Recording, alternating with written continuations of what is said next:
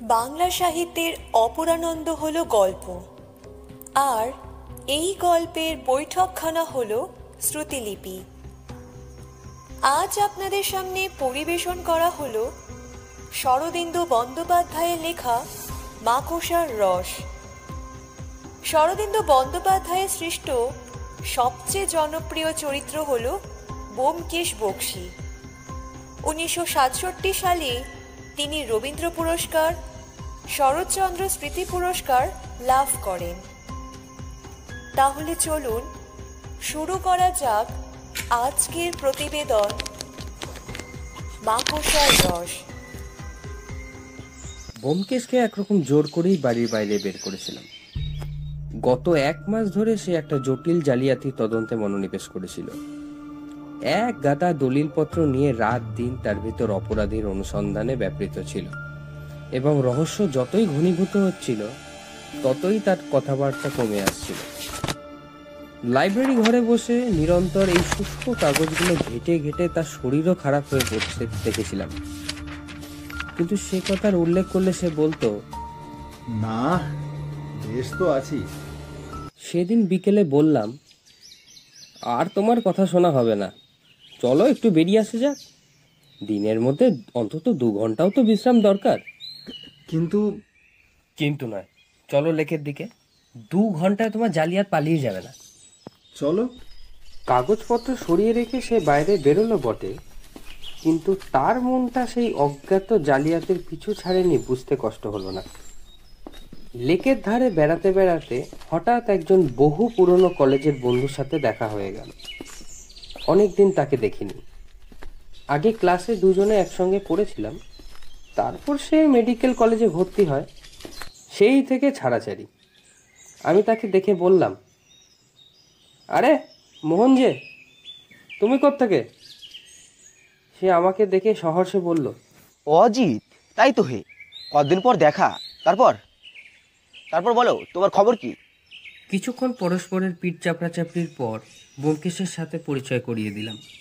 মোহন বলল, আপনি? বড় খুশি হলুম। মাঝে মাঝে সন্দেহ হতো বটে, তবে তবে আপনার কীর্তি প্রচারক অজিত বন্দ্যোপাধ্যায় হয়তো আমাদের বাল্যবন্ধু অজিত, কিন্তু বিশ্বাস হতো না। জিজ্ঞাসা করলাম, তুমি আজকাল কি করছো? কলকাতাতেই প্র্যাকটিস করছি। তারপর বেড়াতে বেড়াতে নানা কথায় ঘন্টাখানেক কেটে গেল। লক্ষ্য করলাম, সাধারণ কথাবার্তার মধ্যে মোহন 2-1 বার কি একটা বলার জন্য মুখ খুলেও আবার থেমে গেল। ব্যোমকেশও তা লক্ষ্য করেছিল, তাই একসময় অল্প হেসে বলল, কি বলবেন বলুন না।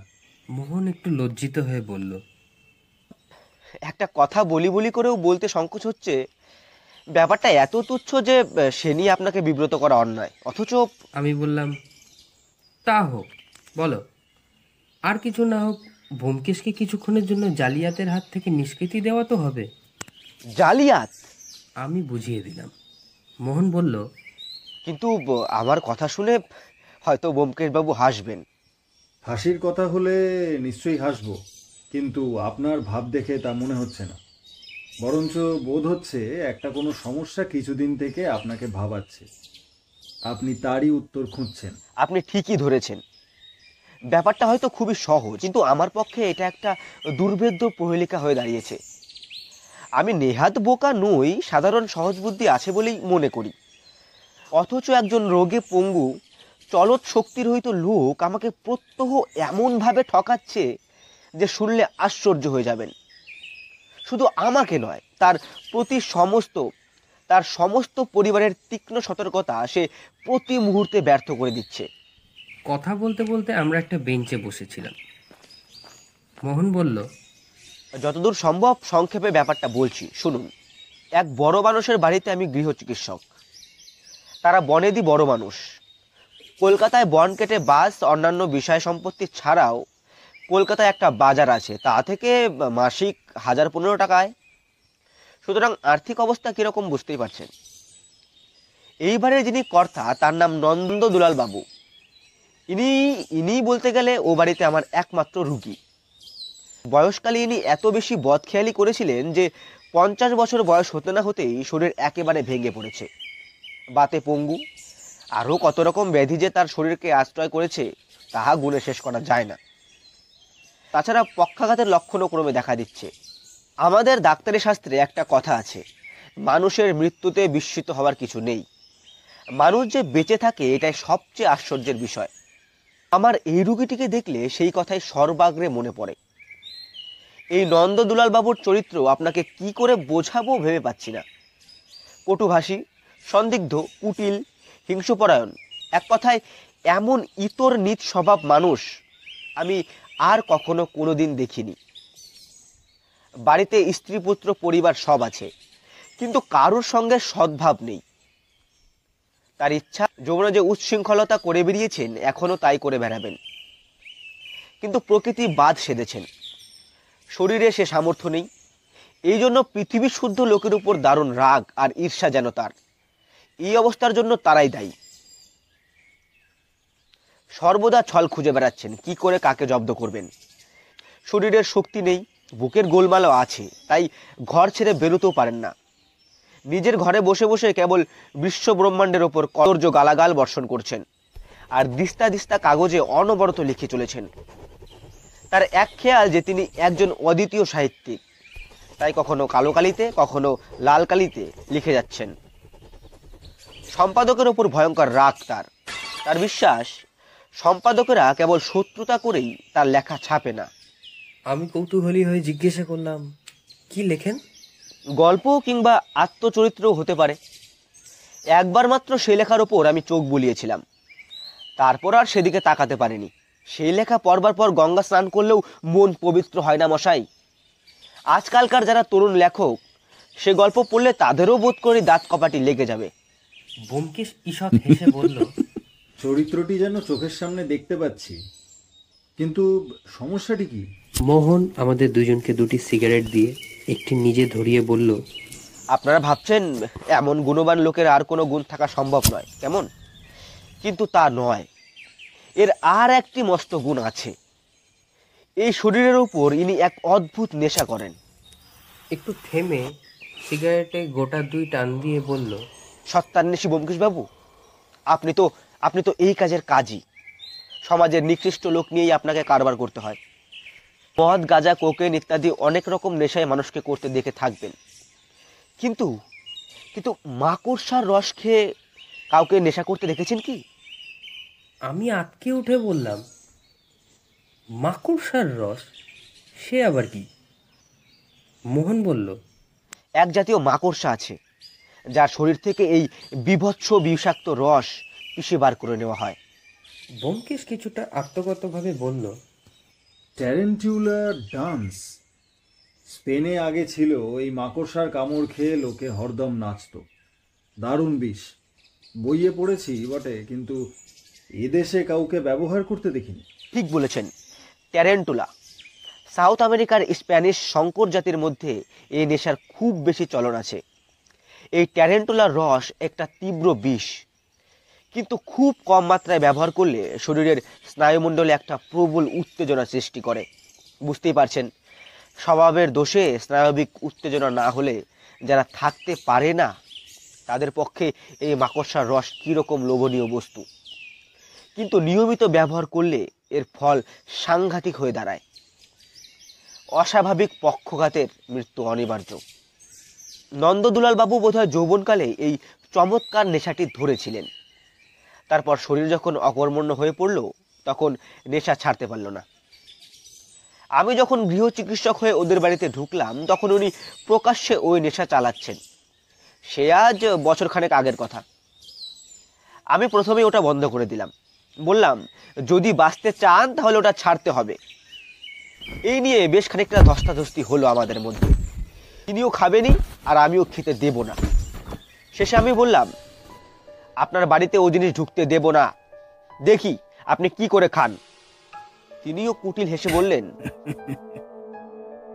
তাই নাকি? আচ্ছা, আমি খাব, দেখি তুমি কি করে আটকাও। পরিবারের আর সকলে আমার পক্ষে ছিলেন, সুতরাং সহজেই বাড়ির চারিদিকে কড়া পাহারা বসিয়ে দেওয়া গেল। তার স্ত্রী ছেলেরা পালা করে তাকে পাহারা দিতে লাগলেন। যাতে কোনো ক্রমে সে বিষ তার কাছে পৌঁছতে না পারে। তিনি নিজে একরকম চলৎ শক্তিহীন। বাড়ি থেকে বেরিয়ে যে সে জিনিস সংগ্রহ করবেন সে ক্ষমতা তার নেই। আমি এইভাবে তাকে আগলাবার ব্যবস্থা করে দিয়ে বেশ একটু আত্মপ্রসাদ অনুভব করলাম, কিন্তু কিছুতেই কিছু হলো না। এত কড়াকড়ি সত্ত্বেও বাড়ি শুদ্ধ লোকের নজর এড়িয়ে তিনি নেশা করতে লাগলেন। কোথায় থেকে সে জিনিস আমদানি করছে কেউ ধরতে পারলাম না। প্রথমটা আমার সন্দেহ হলো হয়তো বাড়ির কেউ লুকিয়ে তাকে সাহায্য করছে। তাই একদিন আমি নিজের সমস্ত দিন পাহারা দিলাম, কিন্তু আশ্চর্য মশাই, আমার চোখের সামনে তিনবার সেই বিষ খেলেন। তার নাড়ি দেখে বুঝলাম, অথচ কখন খেলেন ধরতে পারলাম না। তারপর তার ঘর তল্লাশি করেছি, তার সঙ্গে বাইরের লোকের দেখা করা একেবারে বন্ধ করে দিয়েছি, কিন্তু তবু তার মৌতাত বন্ধ করতে পারিনি। এখনো সমভাবে সেই ব্যাপার চলছে। এখন আমার সমস্যা হয়ে দাঁড়িয়েছে এই যে লোকটা ওই মাকড়সার রস পায় কোথায় থেকে, এবং পেলেও সকলের চোখে ধুলো দিয়ে খায় কি করে। মোহন এতটা বলে একটু চুপ করলো। ব্যোমকেশ শুনতে শুনতে অন্যমনস্ক হয়ে পড়েছিল কিনা বলতে পারবো না। মোহন শেষ করতেই সে উঠে দাঁড়িয়ে বলল, অজিত, বাড়ি চলো। একটা কথা হঠাৎ মাথায় এসেছে, যদি তা ঠিক হয় তাহলে। বুঝলাম সেই পুরনো জালিয়াত আবার তাকে চেপে ধরেছে। মোহন এতক্ষণে যে বকে গেল তার শেষের দিকের কথাগুলো হয়তো তার কানেও যায়নি। আমি একটু অপ্রতিভভাবে বললাম, মোহনের গল্পটা বোধহয় তুমি ভালো করে শোনোনি। বিলক্ষণ শুনেছি বই কি। সমস্যাটা খুবই মজার, কৌতূহল হচ্ছে, কিন্তু এখন কি আমার সময় হবে? আমি একটা বিশেষ শক্ত কাজে। মোহন মনে মনে বোধহয় একটু ক্ষুণ্ণ হলো, কিন্তু সে ভাব গোপন করে বলল, তবে কাজ নেই থাক।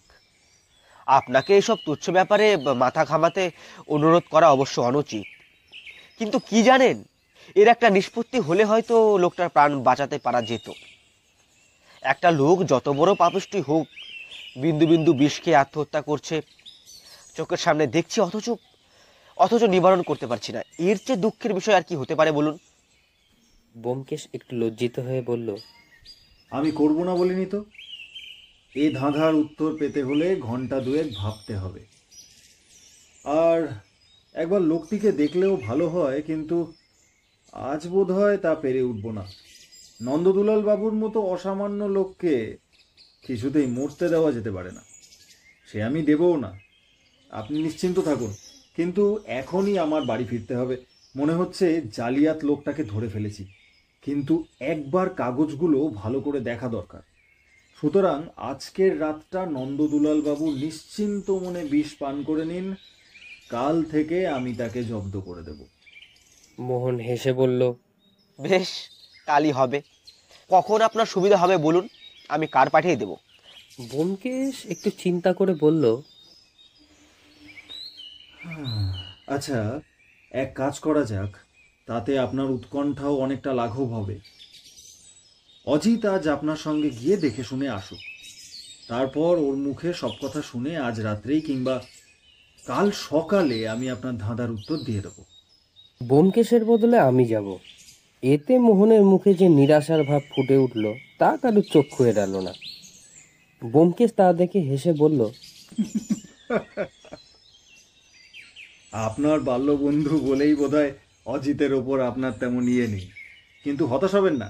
সৎসঙ্গে পড়ে ওর বুদ্ধি এখন এমনি ভীষণ তীক্ষ্ণ হয়ে উঠেছে যে তার দু একটা দৃষ্টান্ত শুনলে আপনি অবাক হয়ে যাবেন। হয়তো ও নিজেই আপনার এই ব্যাপারে সমস্ত রহস্য উদ্ঘাটিত করে দেবে, আমাকে দরকারও হবে না। এত বড় সুপারিশেও মোহন বিন্দুমাত্র উৎসাহিত হলো না। রুই কাতলা ধরবার আশায় ছিপ ফেলে যারা সন্ধ্যাকালে পুঁটি মাছ ধরে গৃহে প্রত্যাবর্তন করে তাদের মতো মুখ ভাব করে সে বলল, তাহলে অজিতই চলুক, কিন্তু ও যদি না পারে? হ্যাঁ হ্যাঁ, সে আর বলতে, তখন তো আমি আছি। ব্যোমকেশ আমাকে আড়ালে ডেকে বলল, সব জিনিস ভালো করে লক্ষ্য করো, আর চিঠিপত্র কি আসে খোঁজ নিও। এই বলে সে বেরিয়ে গেল। ব্যোমকেশকে অনেক জটিল রহস্যের উদ্ঘাটন করতে দেখেছি ও তাতে সাহায্যও করেছি। তার অনুসন্ধান পদ্ধতিও এতদিন একসঙ্গে থেকে অনেকটা আয়ত্ত হয়েছে। তাই মনে মনে ভাবলাম, এই সামান্য ব্যাপারের কিনারা করতে পারবো না। বিশেষত আমার প্রতি মোহনের বিশ্বাসের অভাব দেখে ভিতরে ভিতরে একটা জেদও চেপেছিল। যেমন করে পারি এ ব্যাপারের নিষ্পত্তি করব। মনে মনে এইরূপ সংকল্প এঁটে মোহনের সঙ্গে লেক থেকে বাইরে বের হলাম। বাসে করে যখন নির্দিষ্ট স্থানের সামনে উপস্থিত হলাম তখন সন্ধ্যা হয়ে গিয়েছে। রাস্তার আলো জ্বলে উঠেছে। মোহন রাস্তা দেখিয়ে নিয়ে চলল। সার্কুলার রোড থেকে একটা গলি ধরে কিছু দূর যাওয়ার পর সামনে একটা লোহার রেলিং যুক্ত বড় বাড়ি দেখিয়ে মোহন বলল, এই বাড়ি? দেখলাম সেকেলে ধরনের পুরনো বাড়ি। সামনে লোহার দরজার সামনে টুল পেতে দারোয়ান বসে আছে। মোহনকে দেখে সেলাম করলো, কিন্তু আমার প্রতি সন্দিগ্ধ দৃষ্টিপাত করে বলল, हाँ बाबूजी, आपको भी भीतर जाना है? মোহন হেসে বলল, আরে ভয় নেই দারোয়ান, উনি আমার বন্ধু। बहुत खूब। দারোয়ান সরে দাঁড়ালো। আমরা বাড়ির সামনের অঙ্গনে প্রবেশ করলাম। অঙ্গন পার করে বারান্দায় উঠতেই ভিতর থেকে একটা 20-22 বছরের যুবক এলো। কে? ও ডাক্তারবাবু, আরে আসুন আসুন আসুন আসুন আসুন। আমার দিকে সপ্রশ্ন নেত্রে তাকিয়ে জিজ্ঞাসা করলো, ইনি? মোহন তাকে একটু দূরে নিয়ে গিয়ে আস্তে আস্তে কি বলল। যুবকও উত্তর দিল, বেশ তো বেশ তো, উনি উনি আসুন না। মোহন তখন পরিচয় করিয়ে দিল, গৃহস্বামী জ্যেষ্ঠ পুত্র, নাম অরুণ। তার অনুমতিতে আমরা বাড়ির ভেতর গেলাম। দুটো ঘর পেরিয়ে তৃতীয় ঘরের বন্ধ দরজায় করাঘাত করতেই ভিতর থেকে একটা কলহ তীক্ষ্ণ ভাঙা কণ্ঠস্বর শোনা গেল। কে? কে তুমি? এখন আমায় বিরক্ত করো না, আমি লিখছি। বাবা, ডাক্তারবাবু এসেছেন। অভয়, দরজা খোলো। একটি 18-19 বছর বয়সের যুবক, বোধহয় গৃহস্বামীর দ্বিতীয় ছেলে, দরজা খুলে দিল। আমরা সকলে ঘরে ঢুকলাম। অরুণ চুপি চুপি অভয়কে জিজ্ঞাসা করলো, খেয়েছেন? অভয় ম্লানভাবে ঘাড় নাড়ল।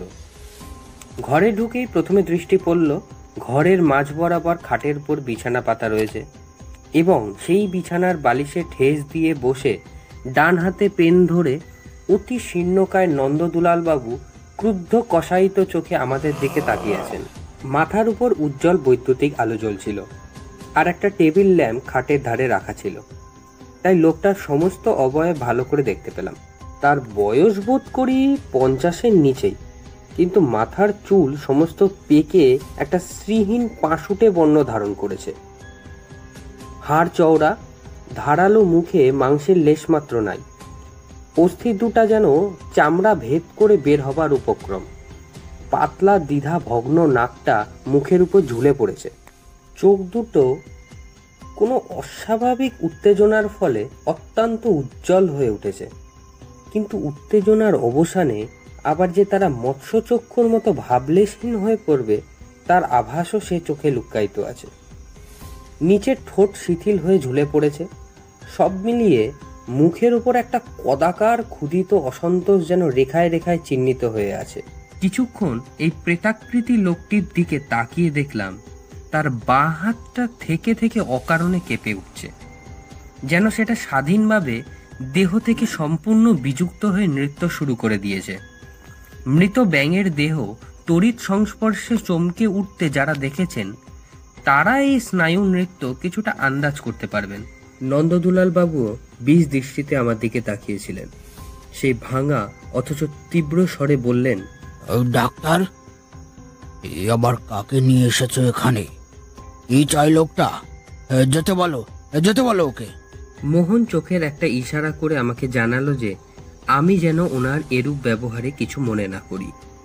তারপর বিছানার ওপর থেকে বিক্ষিপ্ত কাগজগুলো সরিয়ে বিছানার পাশে রেখে রোগীর নাড়ি হাতে নিয়ে স্থির হয়ে দেখতে লাগলো। নন্দদুলাল বাবু মুখে একটা বিকৃত হাসি নিয়ে একবার আমার দিকে একবার ডাক্তারের দিকে তাকাতে লাগলেন। বাঁ হাতটা তেমনই নৃত্য করতে লাগলো। শেষে হাত ছেড়ে দিয়ে সে বলল, আবার খেয়েছেন? বেশ করেছি, খেয়েছি। খেয়েছি কার বাবার কি? মোহন ঠোঁট কামড়ে বলল, এতে নিজেরই কেবল ক্ষতি করছেন, আর কারু নয়। কিন্তু সে তো আপনি বুঝবেন না, বুঝবার ক্ষমতাও নেই। ওই বিষ খেয়ে খেয়ে মস্তিষ্কের দফা রফা করে ফেলেছেন। নন্দদুলাল বাবু মুখের একটা পৈশাচিক বিকৃতি করে বললেন, তাই নাকি? আর মস্তিষ্কের দফা রফা করে ফেলেছি, কিন্তু তোমার ঘটে তো অনেক বুদ্ধি আছে, তবে ধরতে পারছো না কেন? বলি, চারিদিকে তো সেপাই বসিয়ে দিয়েছ, কই ধরতে পারলে না? বলেই হি হি করে একটা অশ্রাব্য হাসি হাসতে লাগলেন। মোহন বিরক্তভাবে উঠে দাঁড়িয়ে বলল, আপনার সঙ্গে কথা বলায় ঝকমারি, যা করেছিলেন করুন। নন্দদুলাল বাবু আবার হি হি করে হাসতে হাসতে বললেন, দুও ডাক্তার দুও, আমায় ধরতে পারলে না? দিনটা দিনা পাকানো না, দিনটা দিনা পাকানো না। সঙ্গে সঙ্গে দুই হাতের বৃদ্ধাঙ্গুষ্ঠ তুলে নাড়তে লাগলেন। নিজের ছেলেদের সামনে এই কদর্য অসভ্যতা আমার অসহ্য লাগলো। মোহনেরও বোধ করি ধৈর্যের বন্ধন ছিঁড়ে যাবার উপক্রম। সে আমাকে বলল, নাও অজিত, কি দেখবে দেখে শুনে নাও, আর পারা যায় না। হঠাৎ দুই বৃদ্ধাঙ্গুষ্ঠ আস্ফালন থামিয়ে নন্দদুলাল বাবু দুই সর্পচক্ষু আমার দিকে ফিরে কটু কণ্ঠে বললেন, কে হে তুমি? আমার বাড়িতে কোন মতলবে ঢুকেছ? আমি কোনো জবাব দিলাম না। চালাকি করবার আর জায়গা পাওনি? ওইসব ফন্দি ফিকির এখানে চলবে না, জাদু বুঝেছ? এই বেলা চটপট সরে পড়ো, নইলে পুলিশ ডাকবো। যত সব নচ্চা ছিচকে ছোড়ের দল। বলে মোহনকেও নিজের দৃষ্টির মধ্যে সাপটিয়ে নিলেন। সে আমাকে কি উদ্দেশ্যে এখানে এনেছে ঠিক না বুঝলেও আমার উপর তার ঘোর সন্দেহ জন্মেছিল। অরুণ লজ্জিতভাবে আমার কানে কানে বলল, আরে ওর কথায় কান দেবেন না তো, ওটা খেলে ওর আর জ্ঞান বুদ্ধি থাকে না। মনে মনে ভাবলাম, কি ভয়ঙ্কর এই বিষ, যা মানুষের সমস্ত গোপন দুঃপ্রবৃত্তিকে এমন উগ্র প্রকট করে তোলে। যে ব্যক্তি জেনে শুনে খায়, তার নৈতিক অধোগতির মাত্রাই বা কে নিরূপণ করবে? ব্যোমকেশ বলেছিল সব দিক ভালো করে লক্ষ্য করতে। তাই যতদূর সম্ভব তাড়াতাড়ি ঘরের চতুর্দিক ঘুরে ঘুরে দেখে নিলাম।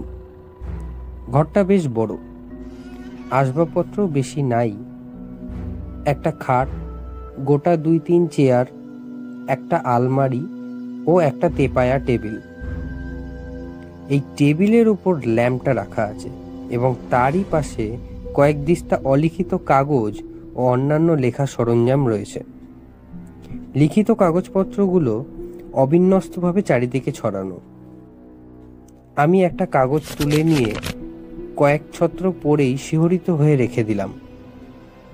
মোহন যা বলেছিল তা সত্য। এই লেখা পড়লে ফরাসি বস্তুতান্ত্রিক এমিল জোলারেরও বোধ করি গা ঘিনঘিন করত।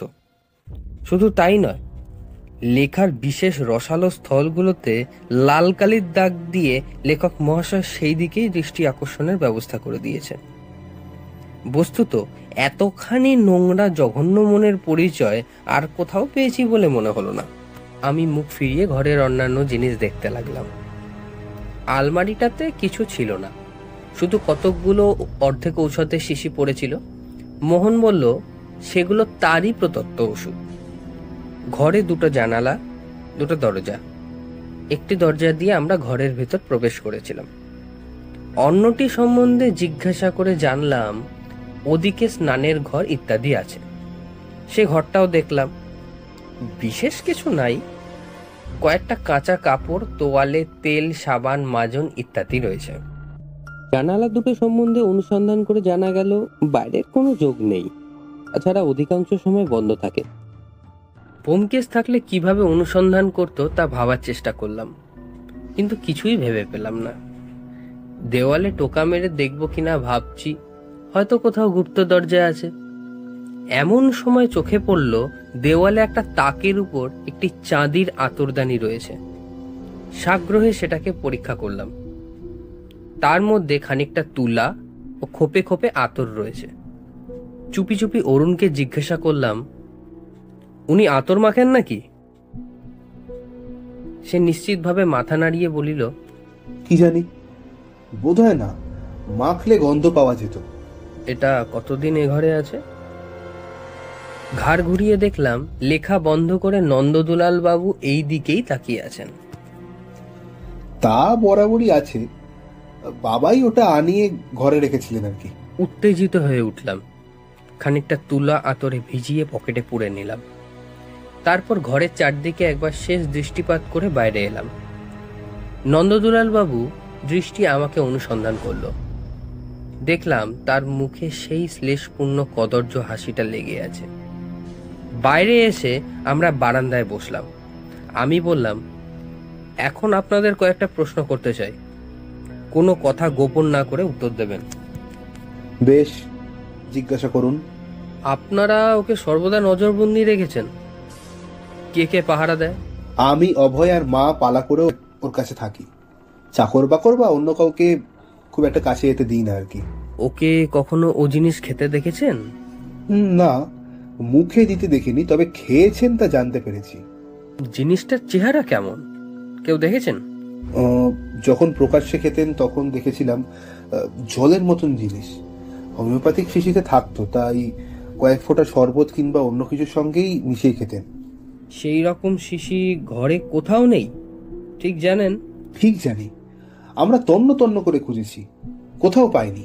তাহলে নিশ্চয়ই বাইরে থেকে আসে। কে আনে? অরুণ মাথা নাড়ল। জানি না। আপনারা তিনজন ছাড়া তো কেউ ও ঘরে ঢোকে না, ভালো করে ভেবে দেখুন। না, কেউ না, এক ওই ডাক্তারবাবু ছাড়া। আমার জেরা ফুরিয়ে গেল, আর কি জিজ্ঞাসা করব। গালে হাত দিয়ে ভাবতে ভাবতে ব্যোমকেশের উপদেশ মনে পড়ল। পুনরায় আরম্ভ করলাম। ওর কাছে কোনো চিঠিপত্র আসে? না। কোনো পার্সেল কি অন্যরকম কিছু? হ্যাঁ, সপ্তাহে একখানা করে রেজিস্ট্রি চিঠি আসে বটে। আমি উৎসাহে লাফিয়ে উঠলাম।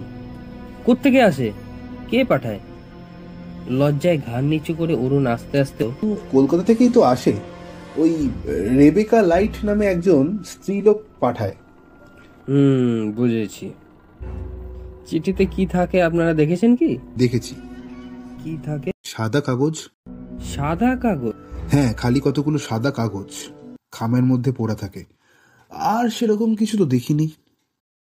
আমি হতবুদ্ধির মতো প্রতিধ্বনি করলাম, আর কিছু না? না। কিছুক্ষণ নির্বাক হয়ে তাকিয়ে থাকলাম।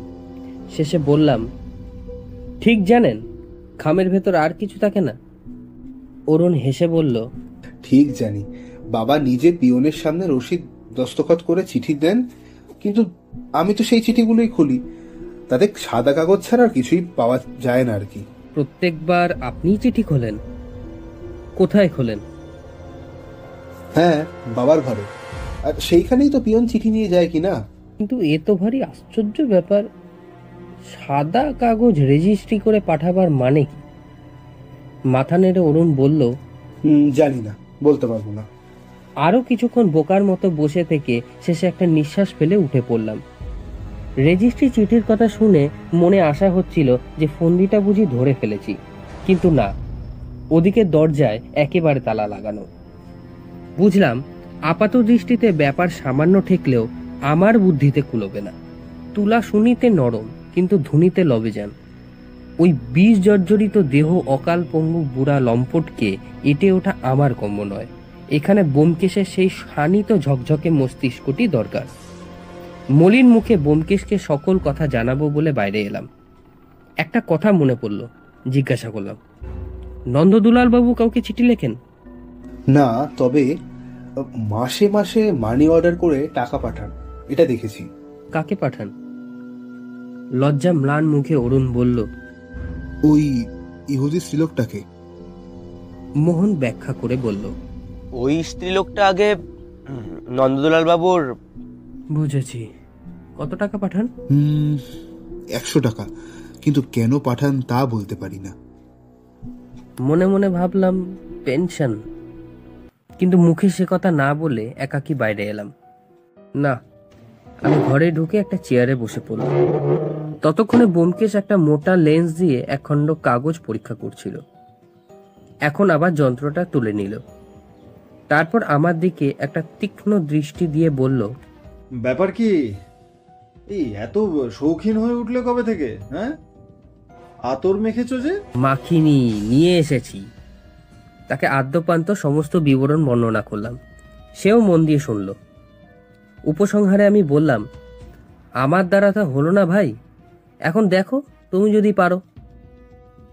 তবে আমার মনে হয় এই আতরটা অ্যানালাইজ করলে কিছু পাওয়া যেতে পারে। কি পাওয়া যাবে? মাকড়সার রস? ব্যোমকেশ আমার হাত থেকে তুলাটা নিয়ে তার ঘ্রাণ নিয়ে বলল, আহ, চমৎকার গন্ধ, হাঁটি অম্বুরি আতর। তুলাটা হাতের চামড়ার উপর ঘষতে ঘষতে বলল, হ্যাঁ, কি বলছিলে? কি পাওয়া যেতে পারে? আমি একটু ইতস্তত করে বললাম, হয়তো নন্দদুলাল বাবু আতর মাখবার ছল করে। ব্যোমকেশ হেসে উঠল। 1 মাইল দূর থেকে যার গন্ধ পাওয়া যায় সেই জিনিস কেউ লুকিয়ে ব্যবহার করতে পারে? নন্দদুলাল বাবু যে আতর মাখেন তার কোনো প্রমাণ পেয়েছো? তা পাইনি বটে, কিন্তু না হে না, ওদিকে নয়, অন্যদিকে সন্ধান করো।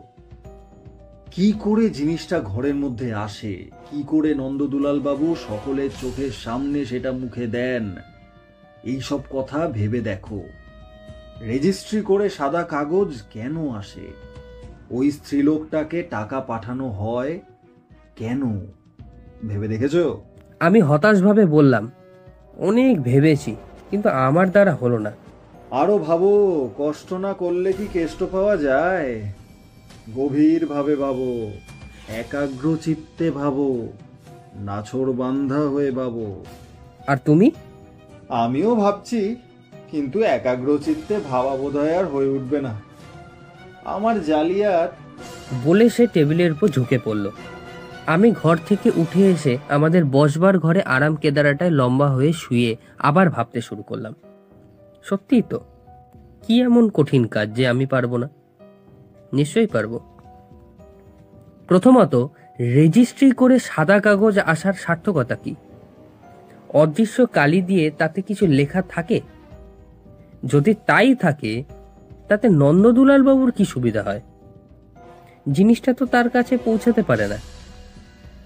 আচ্ছা, ধরে নেওয়া যাক জিনিসটা কোনো ক্রমে বাইরে থেকে ঘরের ভিতরে এসে পৌঁছালো, কিন্তু সেটা নন্দদুলাল বাবু রাখেন কোথায়? হোমিওপ্যাথি ঔষধের শিশিও লুকিয়ে রাখা সহজ কথা নয়। অষ্টপ্রহর সতর্ক চক্ষু তাকে ঘিরে আছে, তার উপর প্রত্যহ খানা তল্লাশি চলছে। তবে ভাবতে ভাবতে মাথা গরম হয়ে উঠল। 5টা চুরুট পুড়ে ভস্মীভূত হয়ে গেল, কিন্তু একটা প্রশ্নেরও উত্তর পেলাম না। নিরাশ হয়ে প্রায় হাল ছেড়ে দিয়েছি।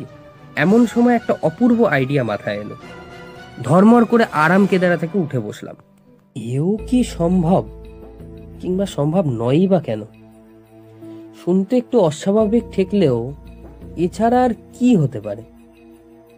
ব্যোমকেশ বলেছে, কোনো বিষয়ের যুক্তিসম্মত প্রমাণ যদি থাকে, অথচ তা আপাত দৃষ্টিতে অসম্ভব বলে মনে হয়, তবু তা সত্য বলে ধরতে হবে।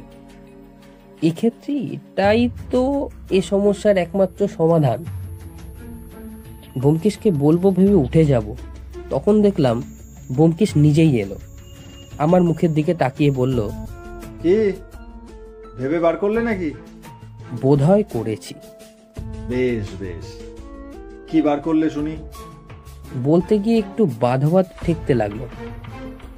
তবু জোর করে সংকোচ সরিয়ে বললাম, দেখো, নন্দদুলাল বাবু ঘরের দেওয়ালে কতগুলো মাকড়সা দেখেছি। এখন মনে পড়ল, আমার বিশ্বাস তিনি সেগুলোকে ধরে ধরে খান। ব্যোমকেশ হো হো করে উচ্চ রবে হেসে উঠল।